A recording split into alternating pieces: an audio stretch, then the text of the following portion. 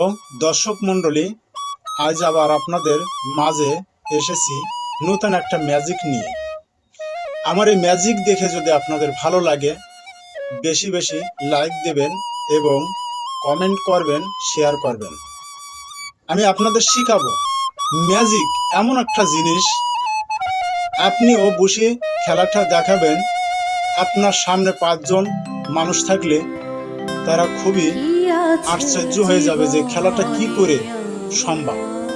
তো কথা না বাড়াইয়ে আমরা ভিডিওয় চলে যাই। আমার হাতে পঞ্চের 2টে গোলগোল্লা আছে। এই গোলগোল্লা দিয়ে কি তৈরি করে? এই গোলগোল্লা দিয়ে চৌকো গোজা তৈরি করি।